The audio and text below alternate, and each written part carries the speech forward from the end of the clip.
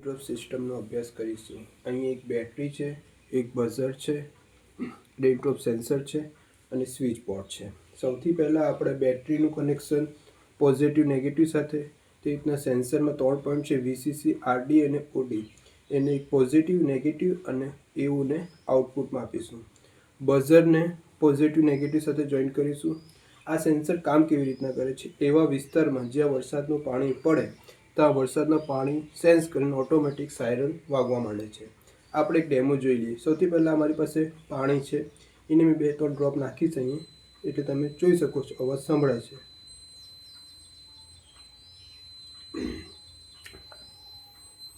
જેવું મેં વરસાદનું પાણી લૂછી લઈશ અથવા વરસાદનું પાણી ગાયબ થઈ જાય એટલે ઓટોમેટિક સાયરન બંધ થઈ જાય છે।